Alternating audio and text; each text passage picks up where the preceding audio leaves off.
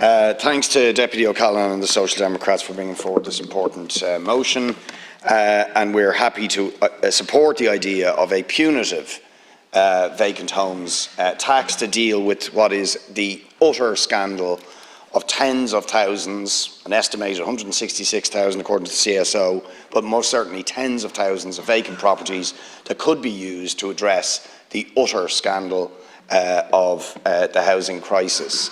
And let me just give you an example, because it stares me in the face every single day I go into my office in Dún Laoghaire. Directly across from my office there is a multi-unit apartment complex called St Helens Court, owned by one vulture fund and another vulture fund that has spent the last 4 years persecuting the tenants in there who never did anything wrong. Many of them have left because of the stress. Some of them are in court this Friday facing an enforcement order for an eviction that has already been granted by the RTB, even though they did nothing wrong.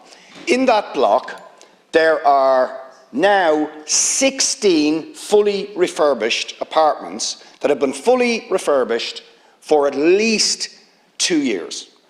Empty for about 3.5 years, sitting there. I have raised that case dozens of times here, dozens of times. Now, to me, I just want to put it really sharply, that's criminal.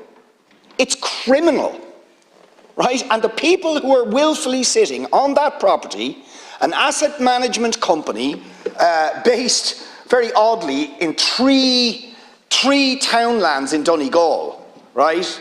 But nobody can actually get a phone number for them or an address for them. Very, very odd. I don't know how you managed to have an address in 3 different townlands in Donegal. Have sat on that property for all those times, persecuting the remaining tenants. And what are they doing? They're just watching the value of that property clock up. That property is probably clocked up by about 40 to 50% in value. So they are profiting from sitting on empty property, simultaneously persecuting and trying to evict the tenants, and meanwhile, day after day, people are walking into my office directly across from this saying, I have nowhere to go. I'm in emergency accommodation. I've one woman who's in emergency accommodation for 4 years. 4 years.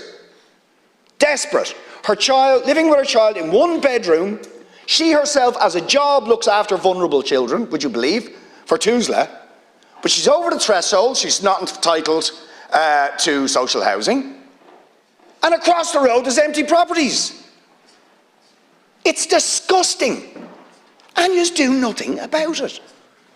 Now, I mean, to my mind, there should be compulsory purchase immediately of those properties. I mean, we have put pressure on the government and the local authority to enter into negotiations with that vulture fund. But the minister tells me recently in a conversation they don't seem to want to sell. Now, they evicted the tenants on the basis they were supposed to sell, but now apparently they don't want to sell when the local authority is trying to buy it. Right? When are we going to deal with this scandal? And that is going on left, right and centre. Greedy, ruthless people sitting on empty property watching the value of their assets go up, while other people languish and rot, including children like those lovely children who just walked out of here. 4,000 of them, languishing, having their mental health destroyed, sitting in emergency accommodation, tens of thousands of other families faced with the possibility of eviction, and these greedy, ruthless people are sitting in empty property, and you allow it. You allow it. And then you have a vacant homes tax which is 0.3%.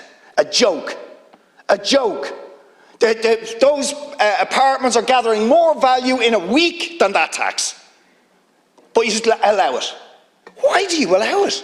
I just cannot understand it, other than you are dancing to the tune of investment funds like that, because apparently we need these investors.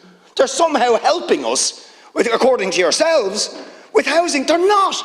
They're just exploiting other people's misery. They see property, empty property, derelict property, or planning permissions, as I keep reporting, and you go on about people objecting to planning permissions. We have a massive surplus of planning permissions. The IGES, your own government economic evaluation service, says there are 70,000 planning permissions, but they are sitting on them, right? Again, they get, because as soon as you get a planning permission, the value of the property goes up, and then you sit on it, and you're allowed to sit on it for 10 years, and you're allowed that as well. When are you going to do something about this? Last point I want to make to the Minister, given that it's topical, is you've now got a €10 billion surplus. I have a proposal, very simple proposal, because you're going to have to put that money somewhere, and if it's the NTMA or a fund or whatever it is, it'll be invested somewhere. Right, that's what happens to money. It doesn't sit, it gets invested.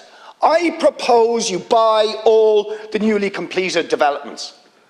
Okay, because at the moment, everything, other than the very miserable amount of social affordable you're delivering, is going to be rented out at extortionate, unaffordable levels or sold at unaffordable levels. I propose you use that €5 billion. It's good, prudent investment. It's one-off. It's investment in stock that will deliver revenue to you, and it will help solve the housing crisis. Buy all the newly completed property with those billions.